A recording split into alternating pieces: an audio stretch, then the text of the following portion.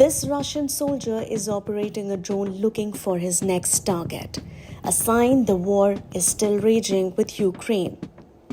For the first time in over 3 years, Russia and Ukraine sat face to face in Turkey's Istanbul, seeking a ceasefire. But after just 2 hours, they walked away with no truce. Even as diplomats shook hands, drones flew. The largest known Russian drone attack since full-scale war began in 2022, killing a woman in Kyiv region and injuring at least 3 people, Ukrainian authorities said early on Sunday as Moscow stepped up strikes following peace talks.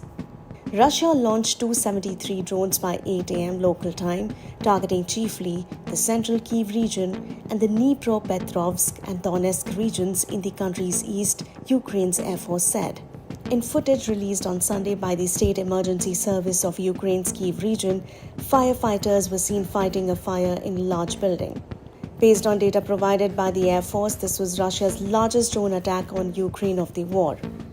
The number of drones fired exceeds Russia's previous largest known single drone attack of the war, when Russia pounded Ukraine with 267 drones on the eve of the war's 3rd anniversary. Ukrainian President Volodymyr Zelensky called for stronger sanctions on Moscow after a Russian drone killed 9 bus passengers in northeastern Ukraine just hours after the two countries held their first peace talks in 3 years of war.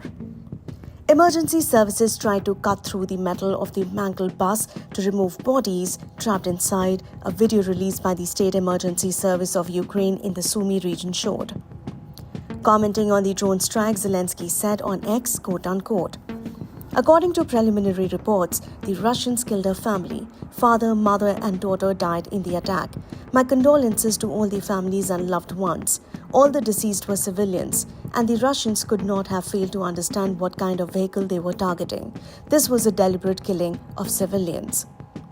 Russia launched a sweeping wave of attacks targeting Ukrainian regions of Sumy, Odessa, and Kharkiv, with 62 drones in one night. Ukraine's Air Force scrambled, intercepting many but not all. Russia claimed control over a new settlement in the Donetsk region and said it repelled multiple Ukrainian advances.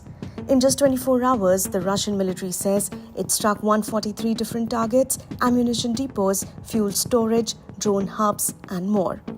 But Ukraine isn't backing down. On Saturday, Ukrainian security service drones reportedly hit a Russian ammunition depot in occupied Crimea. Kyiv is pushing back hard, especially in symbolic and strategic areas like the peninsula.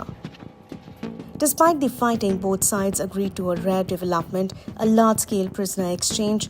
Up to 1,000 individuals from each side could be swapped in the coming days.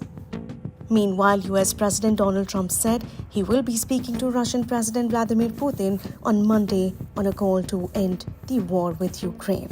I think it's time for us to just do it. I said, they all said Putin was going and Zelensky was going, and I said, if I don't go, I guarantee Putin's not going. And he didn't go, and I understand that, but we're going to get it. We're going to get it done. We got to get it done. 5,000 young people are being killed every single week on average, and we're going to get it done.